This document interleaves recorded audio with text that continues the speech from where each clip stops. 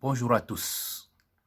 Je fais cette vidéo pour passer un message d'encouragement aux combattants et à tous ceux qui résistent pour nous libérer de la France. Car la France est une puissance. Il s'agit de ce pays qui, depuis 1945, a fait perdre au Cameroun la moitié de son territoire.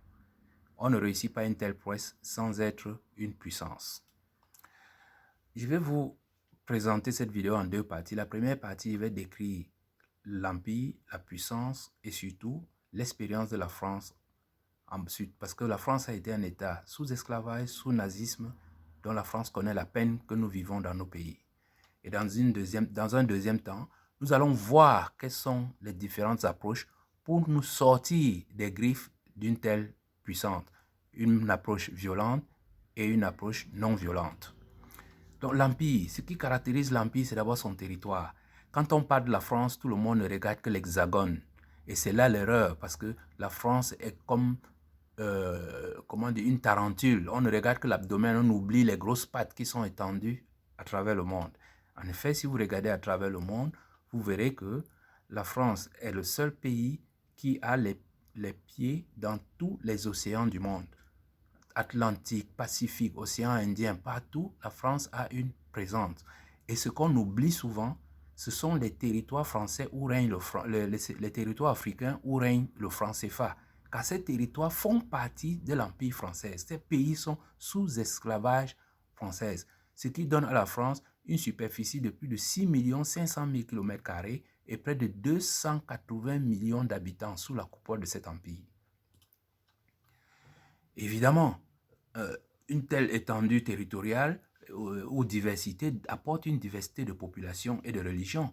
Donc vous voyez bien des Caucasiens de la France jusqu'aux damnés de l'Afrique francophone. On voit très bien qu'il y a des Kanaks en Nouvelle-Calédonie, il y a les Indiens de Guyane, il y a les Hindous de Pondichéry, il y a tous ces Noirs dans les îles et surtout les damnés, c'est-à-dire les seuls qui souffrent encore dans cet empire, les pays africains qui utilisent le franc CFA. À côté de ce territoire, de ces populations, il y a la puissance militaire. La France est la 7e puissance militaire du monde et cette puissance repose d'abord sur l'armée, mais surtout, pour ce qui nous concerne, sur la Légion étrangère. C'est-à-dire c'est une armée qui est composée de toutes les nationalités. Vous n'avez pas besoin d'être français pour faire partie de la Légion étrangère.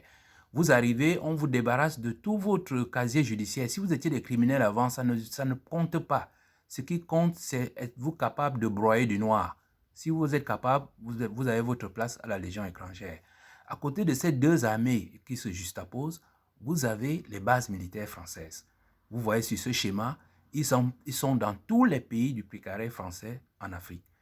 Et en plus, au-delà de ces bases militaires, la France infiltre toutes les missions de l'ONU dans cette zone-là pour être sûr de comprendre ce qui se passe minute by minute. À côté de l'armée, il y a ce qu'on appelle la France politique. L'Empire est la seule puissance capable de faire régner sur ces territoires 3 régimes politiques différents. Dans l'Hexagone, on applique la démocratie, le gouvernement du peuple par le peuple. Dans les dom-tom, on applique le colonialisme, c'est-à-dire que dans ces îles-là, les populations sont totalement noires ou indiennes et tout, mais la police, la gendarmerie, les préfets, les entreprises, les terres, tout appartient aux Blancs. Donc, mais ils votent pour la présidence, ils votent les présidents français, ils ont les cartes d'identité françaises, ils ont les passeports, ils voyagent dans le monde comme ils veulent. Ils sont contents de ça, ça les va. Et il y a la troisième catégorie, l'esclavage. C'est ce qui est pratiqué dans les pays à franc CFA. Ce sont les damnés de l'Empire. C'est-à-dire qu'ils offrent tout. Leur or, leur argent, le bois, banane, café et tout. Mais en retour, ils n'ont rien. C'est vraiment des théâtres expérimentaux de la misère absolue.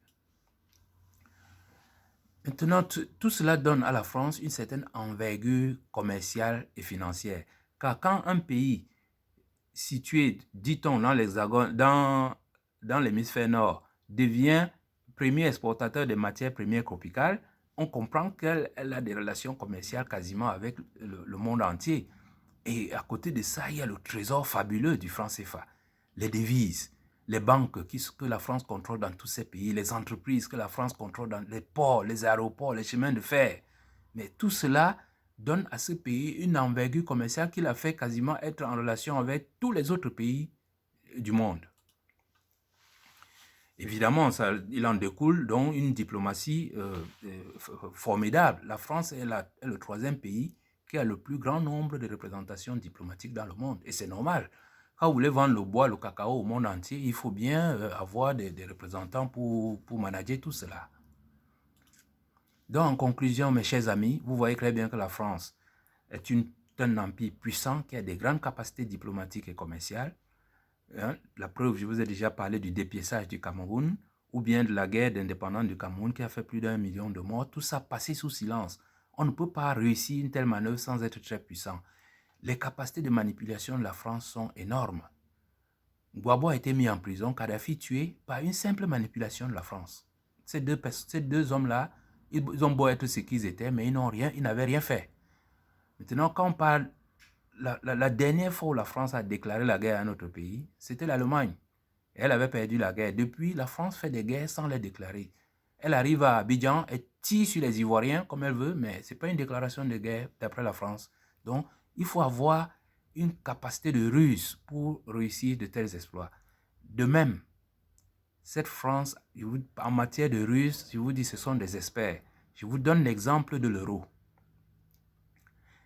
Les Anglais battent leur monnaie à Londres. Les Allemands continuent à battre l'euro, en fait, qui est une photocopie du Deutschmark à Francfort. Qu'est-ce que la France bat comme monnaie? La France bat le franc CFA. Donc, elle s'est couchée, elle a fait semblant d'avoir abandonné une monnaie, mais en fait, elle a sa monnaie, qui est le franc CFA. C'est la monnaie de l'Empire en ce moment. Les Français, les Africains des pays francophones sont les seuls qui peuvent même se réclamer d'être français, car c'est les seuls pour lesquels la France bat encore monnaie. Et c'est pas tout. La France avait déjà réussi la même prouesse en tuant leur roi pour passer pour une république. Mais alors que le président de France reste un roi, c'est un empereur. Nous n'allons pas évoquer les capacités d'infiltration et de déstabilisation. On voit ce qui se passe en Côte d'Ivoire, en RCA et même au Cameroun aujourd'hui. Vous avez plein de personnes là au Cameroun qui paraissent être des gens très, très nationalistes, mais si vous grattez un peu, vous voyez que ce sont des sous-fifres de la France.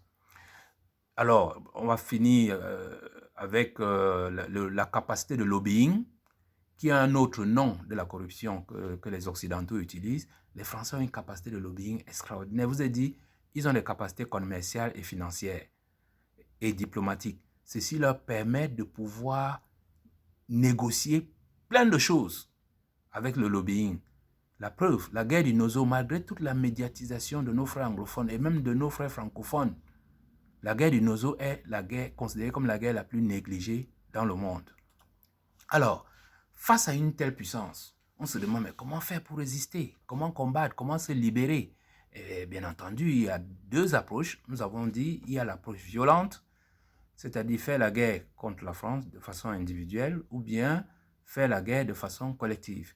Mais nous allons voir à travers l'exemple du Cameroun que seule une guerre collective peut permettre de se défaire de la France. Car si vous y allez individuellement, supposons que le Cameroun veut faire la guerre à la France. Le Cameroun, sur ce schéma, est entouré du Tchad, du Niger, de la République centrafricaine, du Congo, Gabon. Tous ces pays-là ont des bases militaires françaises. Et à côté, il y a le Nigeria. Vous croyez avoir un allié au Nigeria parce qu'ils sont anglophones? Eh bien non. Le Nigeria est le premier partenaire économique de la France en Afrique. Donc, c'est vous dire que c'est un puissant allié de la France. D'ailleurs, quand les anglophones ont essayé d'aller se réfugier au Nigeria, le Nigeria les a renvoyés en France en violant toutes les lois de protection de l'ONU contre les réfugiés. Vous comprenez un peu la puissance de cette France? Donc, seule une guerre collective peut permettre au Cameroun, par exemple, de s'en sortir. C'est-à-dire si le Tchad, la République centrafricaine, le Congo, le Gabon s'unissent au Cameroun, oui, ils peuvent bouter hors de leur territoire la France. Maintenant, la deuxième méthode, celle qui m'intéresse le plus, ce sont les méthodes non violentes. Donc, nous avons cité trois cas là, entrer ou sortir de l'Empire, négocier ses intérêts de l'Empire ou l'aide d'une autre puissante. Commençons par entrer ou sortir de l'Empire. Ça veut dire quoi entrer dans l'Empire? Ça veut dire accepter comme les dom-toms que nous faisons partie de la France. Imaginons que tous ces pays à France CFA décident que nous faisons partie de la France. Ça veut dire que c'est eux qui vont voter le prochain président français. Autrement dit, le prochain président français sera noir. Ils auront des actes de naissance, une adresse postale, les CNI, les passeports, les drapeaux. Je vous dis, dans ces pays-là, 50% des populations n'ont pas d'acte de naissance. C'est les damnés de l'Empire. Et à côté, on n'a pas d'hôpitaux, pas de routes, pas d'écoles, rien. La France prend tout, mais ne donne rien à ces territoires. Mais si nous entrons dans l'Empire, nous aurons toutes ces choses-là. Exactement comme le petit Guadeloupéen, quand il arrive en Europe, il se balade dans l'espace Schengen. Parce qu'il a le passeport français, il est européen. Donc c'est vraiment quelque chose qu'il faut mettre en œuvre. Et bien sûr, la France ne va jamais accepter. Et très bien. Eh bien, si nous n'entrons pas dans l'Empire, allez, on sort de l'Empire, il n'y a plus question d'un pied dehors, un pied dedans. Sortir de l'Empire, c'est fin du franc CFA. Voilà un angle d'attaque vraiment imparable pour sortir, par exemple, du franc CFA. Deuxième approche non violente, c'est de négocier ses intérêts dans l'Empire. Mais je vous le dis tout de suite, c'est une méthode qui marche, mais ça ne dure que le temps d'un mandat. On a deux exemples. Houphouët-Boigny et Amadou Ahidjo avaient obtenu des concessions de l'Empire et avaient quand même développé leur pays. Mais dès que ces deux personnes ont tourné le dos, leur pays a chuté parce que l'Empire reprend très vite ses mauvaises habitudes. Le troisième aspect, c'est demander l'aide totale d'un autre empire. Quand je dis aide totale, je vous ai pris 4 exemples ici. Laurent Gbagbo avait compris la nécessité de faire appel à une puissance étrangère. Mais ils ont fait appel aux Biélorusses. Mais les Biélorusses ne font pas le poids devant la France. Ils auraient choisi la Russie. Gbagbo serait encore peut-être président en Côte d'Ivoire. Kadhafi, c'est la même chose. Kadhafi était sous la protection des Russes. Mais à partir du moment où il a commencé à se balader avec ses tantes à Paris, à Londres, aux États-Unis, les Russes leur avaient dit que vous allez à votre pète, et ça n'a pas raté. Mais les deux cas qui sont positifs en ce moment, c'est Obiang Nguema. Obiang Nguema, son pays est espagnol. Mais il a compris que l'Espagne ne faisait pas le poids devant la France. Ils ont fait appel aux Américains. Et c'est grâce aux Américains que les Guinéens équatoriens ont cette belle vie qu'ils ont aujourd'hui. Et Touadéra est sur la bonne direction en faisant appel à la Russie. Mais il faut que Touadéra soit franc. S'il s'amuse à vouloir jouer d'un côté avec les Français et jouer avec les Russes, il est perdu. Donc ce sont des exemples palpables pour vous montrer qu'il y a des moyens non violents pour arriver à nos fins, mais à condition de le faire de façon sincère et franche. Bon, je vais conclure cette vidéo en disant, oui, on peut se libérer par la violence, mais ça ne peut être qu'une guerre collective. On peut se libérer par la non-violence en forçant l'Empire, soit à nous laisser tranquilles, c'est-à-dire où on entre dans l'Empire, où on sort. Il n'y a pas de demi-mesure. Et avec ça, même avec l'ONU, l'ONU nous soutiendra. Et puis le troisième cas, c'est l'aide d'une autre puissance que nous venons de mentionner. Donc alors les gars, il n'y a pas de place pour la rigolade. Quand je vois des gens qui parlent de business, de rouge à lèvres dans le combat, ou bien certains qui veulent porter plainte contre d'autres parce que nous sommes dans un combat, je dis, mais tout ça me fait rire. Car nous sommes face à une puissance, et face à une puissance, il faut être sérieux. Merci de partager. Bonsoir.